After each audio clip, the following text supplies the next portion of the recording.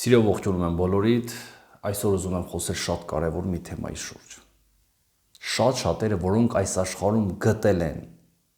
իրենց, հասել են տարբեր հաջողությունների, տարբեր ոլորտներում,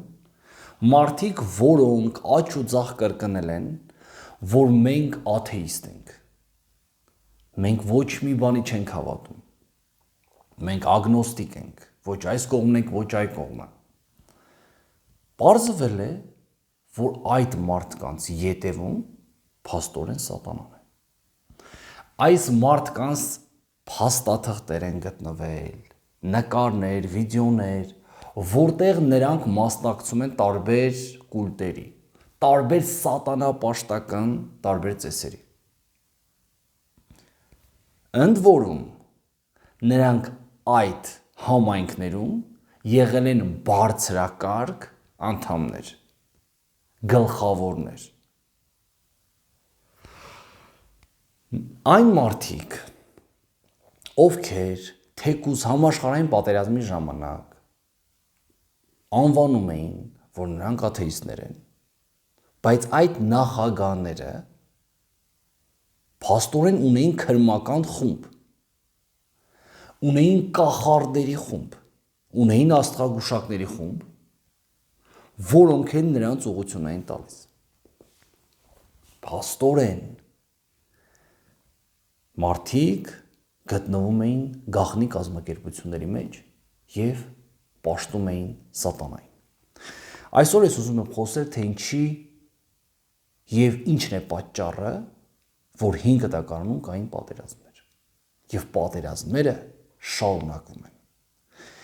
Եվ առաքյալները ասում են, որ այսօր էլ պատերազմ է գնում, և այսօր էլ մենք պատերազմական դաշտում ենք։ Այսինքն, շատ դեպքերում թշնամիները Աստծո տարբեր գաղտնի կամ բացահայտ կազմակերպությունների մեջ են։ Դա կլինեն քաղաքական գործիչներ, երգիչներ,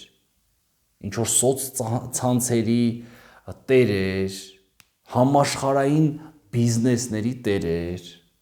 որոնք մի քանի հոգի են, իրականում շատ քիչ ընտանիքներ են դրանք, որոնք ամենն են ղեկավարում, բոլոր ճյուղերն են ղեկավարում։ Եվ տեսնելով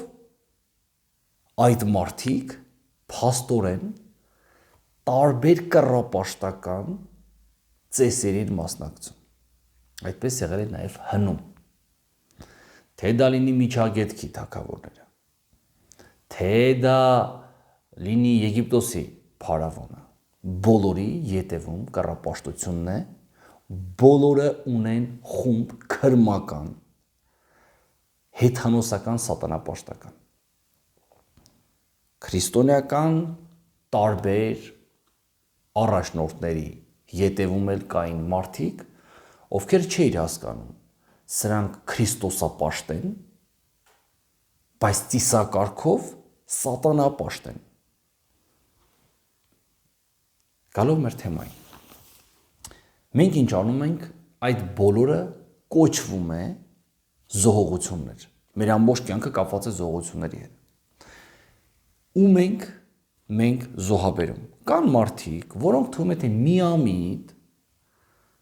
պարզապես կռապաշտության մեջ են, հեթանոսության մեջ են։ Եկեք նայենք, երբ որ մարդիկ ինչ-որ կուռքերի զոհեր են անում, ինչպես ներկայացնում է Պողոս առաքյալը, օրինակ, Ակորինթացիս 10:20-ում այսպես է ասում. բայց այն, որ հեթանոսները զոհում են, դևերին են զոհում և ոչ թե Աստծուն։ Իսկ ես չեմ ուզում, որ դուք դևերին մասնակից լինեք և այլն և այլն։ Փաստորեն մարդիկ, որոնք զբաղվում են կռապաշտությամբ,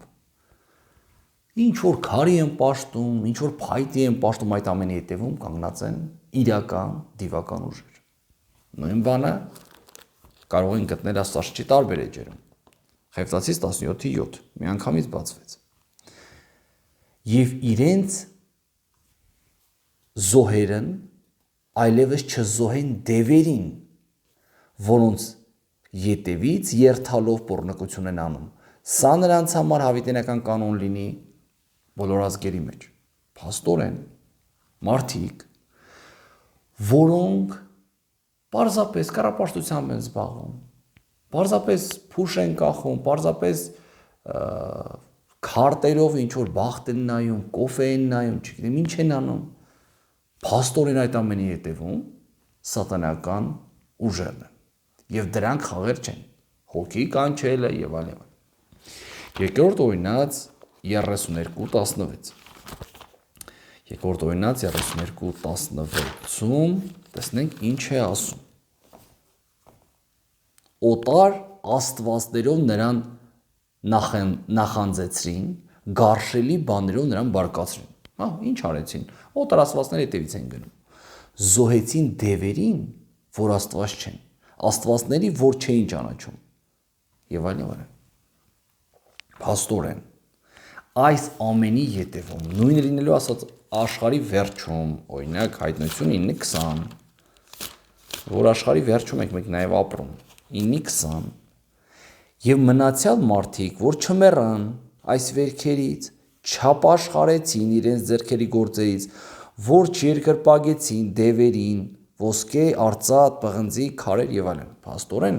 երբ որ մենք ասում ենք ոսկե արձան, պղնձի արձան և այլն, դրանց ետևում կանգնած են դևերը, դրանք խաղեր չեն։ Դա ամենակարևոր բաներից մեկն է, որ մենք պետք է հասկանանք։ Աստված խաղաղության Աստված է։ Բոլոր պատերազմների հրահրումները գալիս են սատանական ուժերից։ Բոլոր պատերազմների ետևում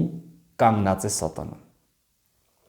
Պարզապես մենք ասենք ինչ որ մի ոսկոր չեն կարողացել երկու մասերը բաժանել, ոչ։ Սատանական ուժերն են կանգնած պատերազմի ետևում։ Եվ նրանք ուզում են զոհեր։ Լավ կլինի, դա լինի երիտասարդի արյուն, կամ չգիտեմ, ինչ որ այդպիսի մի բան, որ հագուր տան իրենց դիվական զգացողությանը։ Առաջին պատերազմը, որ արվեց Իսրայել ժողովրդի կողմից, դա Եգիպտոսից դուրս գալն է։ Եգիպտոսը այն ժամանակվա պատրաստված ռազմական երկիր էր։ Եվ որպեսզի այնտեղից դուրս գային Իսրայելի ստրուկները, պետք էր, որ լիներ պատերազմ։ Մեզ թվում է պարզապես ծովը բացվեց և նրանք դուրս եկան գնացին։ Իրականում դա այդպես չէ։ Իրականում ինչպես էր այդ ամենը։ Երբ որ Աստված տարբեր հարվածներ էր հասցնում գետին, գորտին, չգիտեմ, այնտեղ կան, չէ, 10 պատուհասներ։ Փաստորեն, երբ Աստված դա անում էր, ասում էր ես հարվածում եմ և հաղթում եմ նրանց աստվածներին։ Փաստորեն, Եգիպտոսի ետևում, փարավոնաքրմական համակարգի ետևում պարզ դևեր էին։ Եվ Աստված սկզբից հարվածներ էր հասցնում դևերին, որպեսզի դրանից հետո ժողովրդին անի։ Եվ երբ որ եկավ այն պահը, որ նրանք դուրս եկան փաստորեն ծովից, և ինչ կատարվեց ծովում, այստեղ շատ կարևոր գաղափար է։ Երբ որ նրանք գտնվում են ծովում, այդ ժամանակ զորքի, կառքերի ակներն են պոկվում, քանդվում է ամեն բան, և այդ ժամանակ եգիպտացիները ասում են փախեք Իսրայելի երեսից, որովհետև Եհովան նրանց համար պատերազմում է։ Փաստորեն, թշնամիները հասկանում են, որ դա պատերազմ է։ Եգիպտոսում տեղի ունեցավ պատերազմ։ Քիչ է դա, կասենք, կռապաշտները չհասկացան, որ Աստված է պատերազմում։ Շարունակության մեջ 15-րդ գլխում ելից գրված է. Եհովան հզոր պատերազմող է, անունը Եհովա է։ Ուղարկում էր բարկությունը, հardիպես են լինում եւ այլն։ Ով է աստվածների մեջ քեզպես, ով Եհովա, ով է քեզպես սրբությունների մեջ փառավորված, հրաշքներ անող, մեկնում է ձեռքդ եւ այլն եւ այլն։ Փաստորեն երկնքից ես մեկնում ձեռքդ։ Փաստորեն հարցը ինչու՞մ է։ Երբ որ Եգիպտոսում առաջացավ խնդիր, այնտեղ պատերազմում էր Աստված։ Դու կասեք, բան է, ասում ես։ Իրականում Ծովը բացվեց, մարդկանց հետ էր խնդիրը, փարավոնի հետ էր խնդիրը եւ այլ եւ այլ։ Բացում ենք Սաղմոս։ Սաղմոսներում, երբ մենք նայում ենք, թե ինչ է կատարվում Սաղմոս սերքուն ինչ է ասում, այն ժամանակ, երբ որ Աստված բացեց ծովը։ Բացեց ծովը, ջուրը բացվեց, ցամաքը բաղոնց պետք է անցնի։ Ուրեմն կարդում ենք 74:12։ Աստված իմ թագավորն է սկզբից, որ փրկություն արավ երկրի մեջ։ Դու ծովը պատռեցիր քո զորությունով, վիշապների գլուխները փշրեցիր ջրի մեջ, դու ջարդեցիր Լևիաթանի գլուխները եւ նրան կերակուր տվիր ժողովրդին։ Ընդհանրապես ջուր էր բացվել։ Ինչի համար է, ինչ Լևիաթան է, որ Աստվածաշունչում դա սատանան է։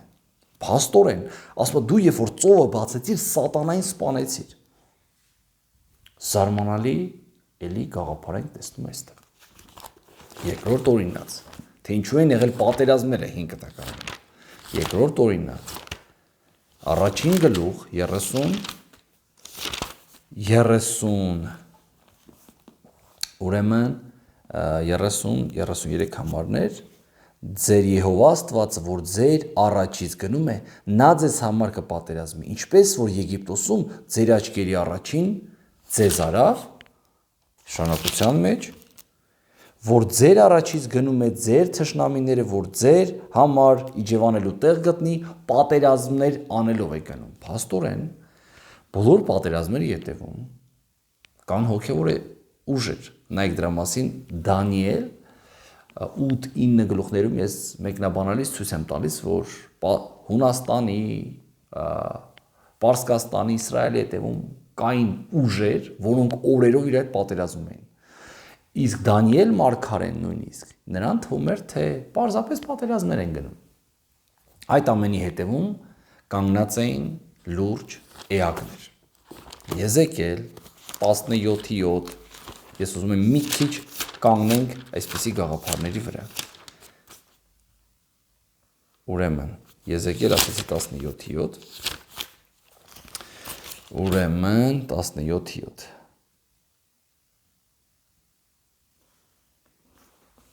Արջա, գնացինք ելից։ Ուզում եմ ամենակարևոր բանը տեսնենք, թե ինչու Իսրայել ժողովուրդը սկսեց պատերազմել։ Եգիպտոսում չպատերազմեց։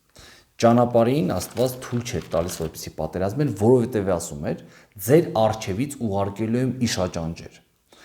Ձեր արչևից ահն եմ ուղարկելու, որպեսզի մարդիկ փախնեն։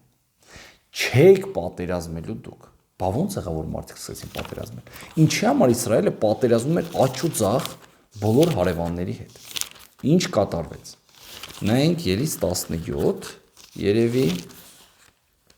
գլուխը, ուրեմն գալիս են մի տեղ են հասնում, երբ որ ժողովուրդը անհավատության արդյունքում սկսում է տրտնջալ Աստծո եւ Մովսեսի դեմ։ Դա սկսում է այդպես 17-րդ գլուխը։ 7-րդ համարում նրանք հասնում են Մասա Մերիբա, որտեղ այդ անունները դրվեց, որովհետև Տիրոջը փորձեցին, Իսրայելի որդիները վիճեցին Աստծո հետ եւ փորձեցին Աստծուն, ասելով. արդյոք Եհովան մեր մեջ է, թե չէ։ 17-ի 7-ում փաստորեն ելիցներ, այստեղ ներկայացված է, որ նրանք փորձեցին Աստծուն, այն արտահայտությամբ, որ արդյոք Եհովան մեր մեջ է, թե չէ։ Եվ այդ ժամանակ հաջորդ նախադասությունը եւ Ամաղեկը եկավ մի չար սատանայական ազգ եւ սկսեցին պատերազմել Իսրայելի դեմ։ Եվ այն ժամանակ, երբ որ Մովսեսը բարձրացնում էր ձեռքերը, Հեսուի գլխավորությամբ պատերազմը առաջ էր գնում։ Եվ երբ որ իջացնում էր ձեռքերը, այդ ժամանակ թշնամին սկսում էր հարվածել։ Մի օր կարելի է սրա մասին կանգնել, որ ինչպես է Մովսեսը բարձրացնում, Աստվածը երկնքում է բարձրացնում իր ձեռքերը այդ ժամանակ, հարց հնչում էր։ Առաջին պատերազմը եղավ այն պատճառով, որ նրանք ասեցին, մեր մեջ Աստված չկա։ Դրա համար սկսվեց պատերազմ, որպեսզի ցույց տրվի, որ երբ որ Մովսեսը ձեռքերը բարձրացնում է եւ աղոթում, Աստված մասնակցում է պատերազմին։ Երբ որ իջացնում է, Աստված չի մասնակցում պատերազմին։ Փաստորեն։ պատերազմ արեցին նրանք, պիտի պատերազմ չանեին մարդիկ, բայց պատերազմ արեցին նրանք, որովհետև չհավատացին Աստծուն, որ Աստված իրենց առաջից պիտի գնա եւ պիտի մաքրի բոլոր թշնամիներին, որտեղ բոլոր թշնամիների հետևում դևերն են, իսկ Աստված պիտի դևերին հաներ այդ տարածքից։ Ահա թե իմացանք, թե ինչու է խնդիրը։ Փաստորեն, Իսրայել ժողովուրդը սկսեց պատերազմել այն խնդրով, քանի որ նրանք չհավատացին Աստծուն, որ Աստված իրենց առաջից կգնա եւ կբացի ճանապարհը իրենց համար։ Օրինակ Ելից 23:28-ում մի հատ տեսնենք, 23:28։ Եվ քո առաջից Իշամեղուն կուղարկեմ եւ նա կքշի խևացիներին, քանանացիներին, քետացիներին քո առաջից։ Փաստորեն, բայց դրանից հետո ասում է դու կպատերազմես, դու կքշես, իսկ ես քեզ հետ կլինեմ, եթե դու քեզ այսպես ասած խելոք պայես։ Փաստորեն պատերազմները իմացան ինչու է այդպես։ Ընդհանրապես Քանանի ժողովուրդը, որտեղ եկել էր Աբրահամը 400 տարի առաջ, ինչու էր եկել։ Եկել էր որպեսզի քարոզ էր, որտեղ Աբրահամի գալով ոչինչ չփոխեց։ Այդ տարածքներին չվերցրեց։ 400 տարի հետո այդ տարածքները պիտի վերցվեր։ Ղովտը իր կամքով գնաց Սոդոմ Գոմոր եւ այդ քաղաքները 4, ինչի համար, որ այնտեղ քարոզվի Աստծո խոսքը։ Աստված չէր ուղարկել նրան, բայց արդար Ղովտի ներկայությունը եւ քարոզությունը, որը դռների մոտ էր նստած, արդեն շատ բաներ էր փոխում այդ ժողովրդի մեջ։ Ետ դառնանք եւ կարժնայինք 55-րդ գլուխը։ Նախորդ համարում մենք նայեցինք, որ Իսրայել ժողովուրդը ամսի 10-ին դուրս է եկել եւ 4 օր հետո լինելու է զատիկը։ Ամսի 10-ը դա այն պահն է, երբ ուրեմն գարին առանձնացնում են, այդպես է պիտի ինչ որ բան առանձնացվեր Աստծո համար։ Աբրահամը երբ ասում է 10 ցեղեր կան, որոնք 400 տարի հետո պիտի վերացվեն, կռապաշտ եւ այլասեր ու այլանդակ դիվապաշտ ազգեր են, փաստորեն ինչ որ ժամանակ հետո մենք կարդում ենք արդեն դրանք 7 ազգեր են։ Փաստորեն այն 3 ազգերը դուրս եկան մահապատժի ձեռքից։ Ուրեմն Ծննդոց 15-19-ում կարդում ենք 10 ազգեր, արդեն Մովսեսի օրերում 400 տարի հետո 7 ազգեր։ Դա նման է Մովսեսի դեմ դուրս եկած, հիշում եք, Կորխին եւ այլն, Աբիրոնին, որոնք 4-ն էին սկզբում, բայց 3-ը մահացան, այսինքն միշտ տրվում է հնարավորություն, որպեսզի մարդիկ ապաշխարեն։ Հիմա ինչ է կատարում այստեղ։ Ամորհացիների թագավորները ծովեզերքում իմանում են, որ Տերը ցամաքեցրեց Հորդանանի ջրերը իրենց առաջից եւ նրանց սիրտը հալվեց եւ հոգի չմնաց նրանցում։ Հոգին դա քաջությունն է։ Մենք կարդում ենք դրա մասին 2:11-ում, Ծննդոց 45:27-ում, այսօր հոգի գաղափարը դարձել է, չգիտեմ ինչ։ Հոգին մարդու մեջ ապրող մի հատ առանձին անձնավորություն է, մարդը երկու մասից է բաղկացած եւ այլն։ Բայց Աստված ստացել է մեկ մարդ։ Շատ դեպքերում Աստվածաշնչում հոգի կամ նրա հոմանիշը սիրտ նշանակում է քաջություն։ Այսինքն Աստված ցույց տվեց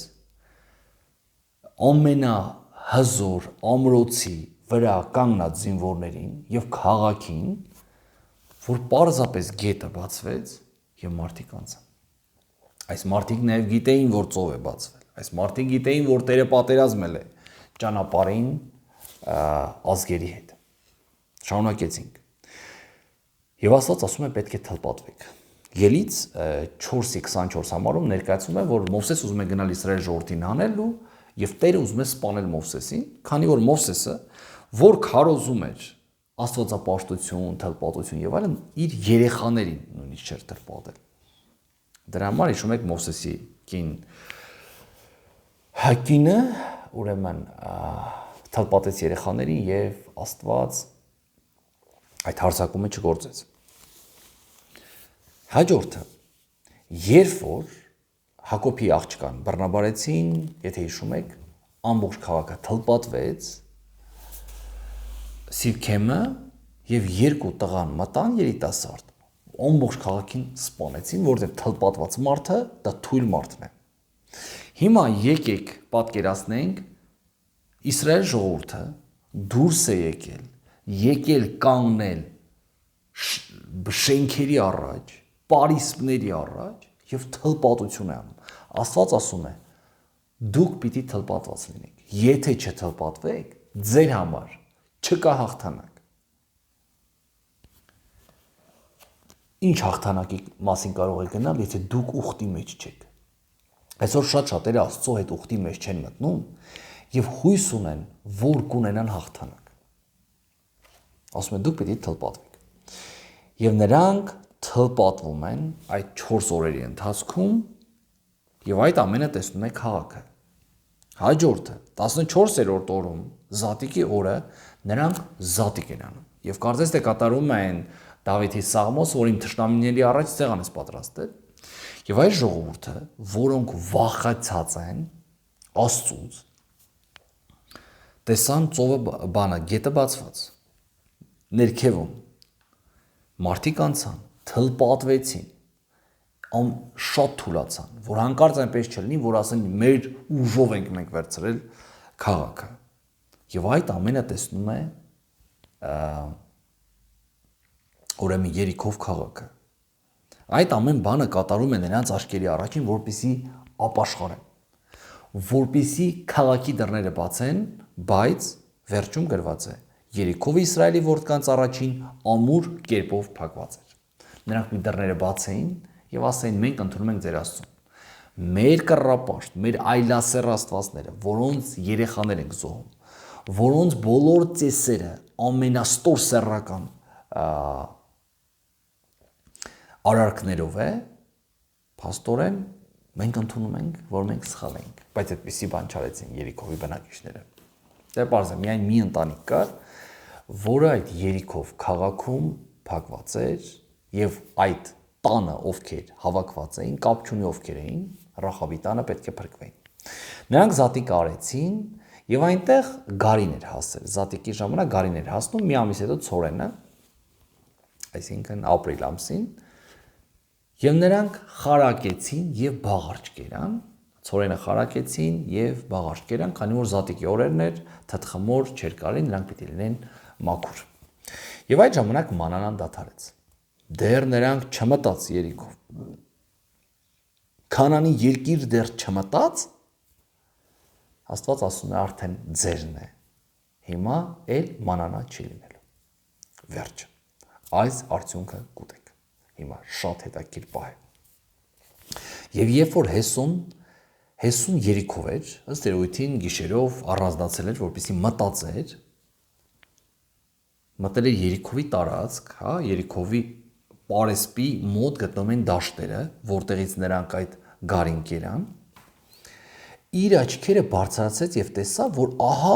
իր դիմացը մեկ մարդ է կանգնած եւ նրա ձեռքին մի մերկ սուր։ Եվ Հեսուն նրան մոտեցավ եւ ասեց. «Մեզանից ես դու, թե մեր թշնամիներից»։ Եվ նա ասեց. «Ոչ, այլ ես Տիրոջ զորավարն եմ»։ Եվ հիմա եկա Հեսուն երեսի վրա գետնին ընկավ, երկրպագություն արավ նրան եւ նրան ասաց. «Ինչ է հրամայում իմ Տերը իր ծառային»։ Եվ Տիրոջ զորավարը Հեսուին ասաց. «Ոտքերիցդ կոշիկներդ հանիր, որովհետև քո կանգնած տեղը սուրբ է», եւ Հեսուն այդպես արեց։ Փաստորեն Հեսուն առանձնացած մոտենում է Երիքովի տարածքին։ Այդ ժամանակ տեսնում է մի մարդ, անվանում է Մարդ։ Եվ ինչպես Հակոբը կարծելով թե Եսավի ժողովրդից մեկն է, պատերազմում է նրա հետ, կռվում է նրա միջև առավոտ եւ ստանում օրհնություն, փաստորեն դա Աստված էր։ Եվ նրա անունը կոչվում է Իսրայել, որովհետեւ Աստծո հետ պատերազմեց։ Փաստորեն Աստված մարդու կերպարանքով, խոսքը իհարկե եկեղեցու հայրերն են այստեղ տեսնում էին Հիսուս Քրիստոսին, պատերազմում է եւ Հիսուս Քրիստոսից օրհնություն ստանում։ Այստեղ ասում է կոշիկները թանիր։ Այս կոշիկները տղաները պետք է միանգամից հիշեցնել Հեսուին Մովսեսի պատմությունը, երբ որ Մովսեսը գնաց եւ վառվող թփի մոտ, այսինքն վտանգավոր մի իրավիճակ, կրակ է վառվում, բայց ծառը չի վառվում։ Այսպես էր այստեղ։ Այս անձնավորության ձեռքում մերկ սուր կար, այսինքն ինքը պատրաստում էր հարձակվել, պատերազմի էր պատրաստված այս էակը։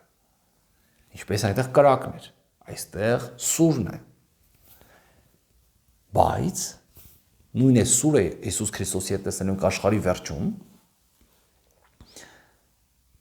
եւ տեսնելով այդ ամենը նա ասում է դու մեր կողմից ես, թե մեր թշնամիների։ Հեսուն դատում է այսպես, որ այստեղ կարող են լինել երկու կողմերի զինվորներից, կամ Իսրայելի, կամ Քանանի։ Իսկ ինչ է ասում Տիրոջ զորավարը, կամ զորած Տերը։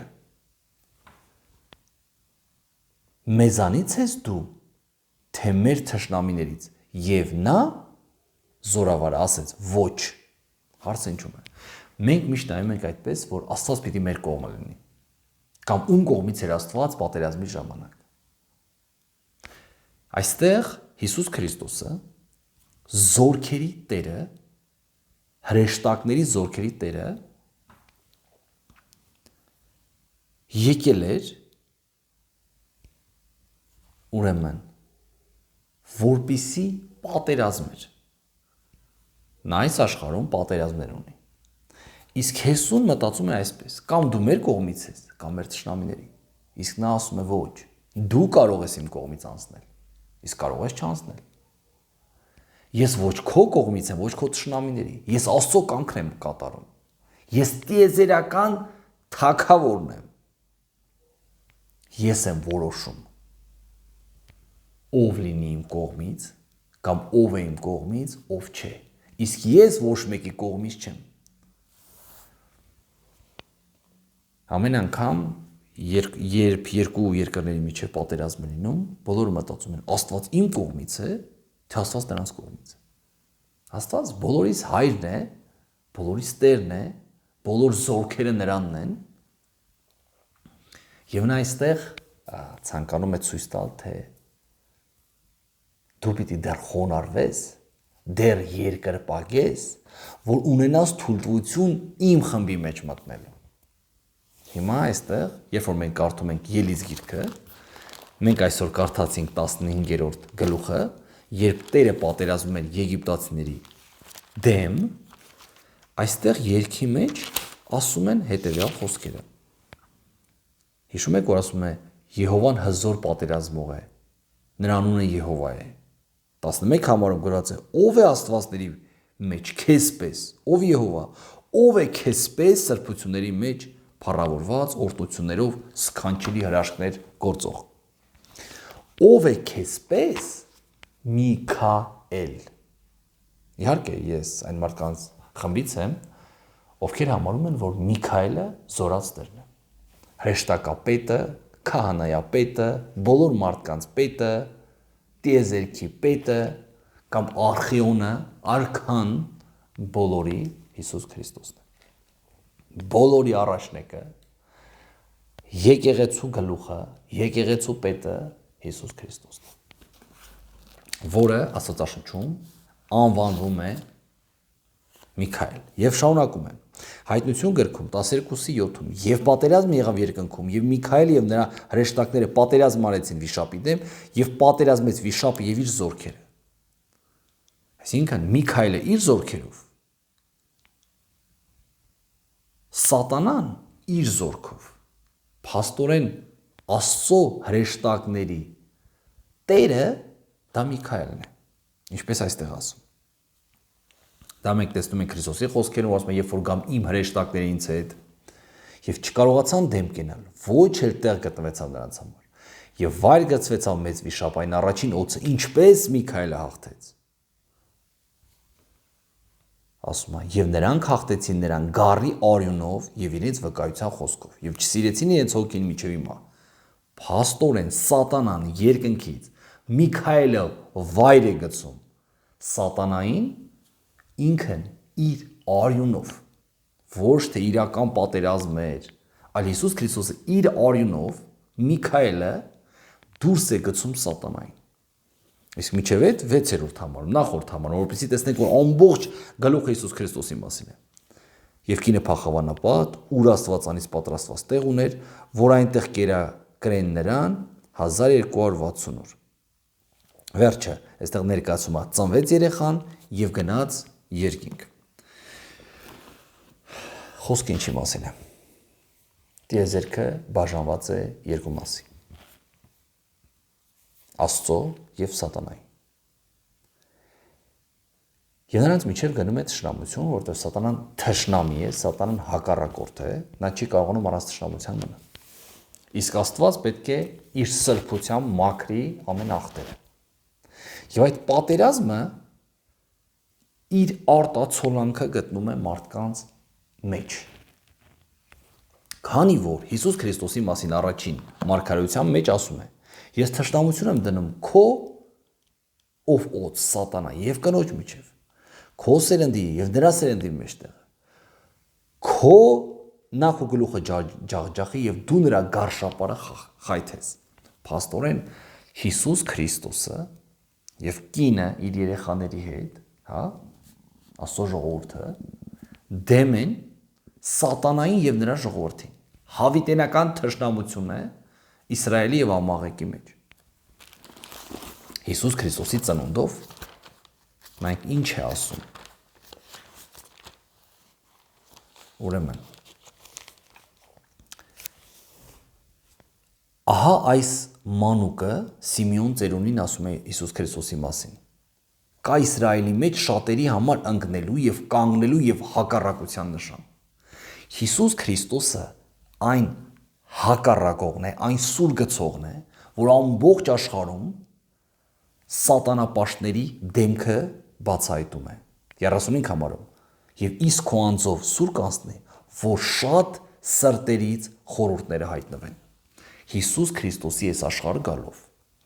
հայտնվեց սատանապաշտների սրտերի խորհուրդները։ Նաեւ սատանան մերկացավ եւ ամբողջությամբ երևաց սատանայի դեմքը, ինչպես գրված է Եփեսացիս, Կողոսացիս եւ մնացած նամակներում։ Սատանայի դեմքը բացվեց Հիսուս Քրիստոսի գալով, սրտի խորհուրդները բոլորի բացվեց եւ պատերազմ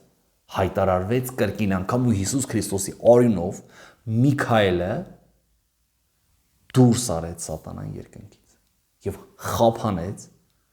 այդ իշխանություն ունեցողին։ Պատերազմը շարունակում է։ Աշխարհում բոլոր պատերազմների հետևում կանգնած են կամ Աստված կամ սատանան։ Շատ-շատերի հաջողության մեջ տարբեր կազմակերպությունների, կորպորացիաների հետևում սատանապաշտ մարդիկ են, ոչ բոլորը, չեմ ուզում բոլորին պախարակել։ Իսկ մեզ թվում է, թե աթեիստ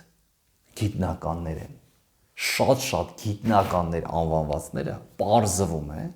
որ այդ մարդիկ ոչ թե գիտության են հավատացել, այլ դիվական հոգևոր ուժերի։ Թող Աստված օրհնի, որպեսզի մենք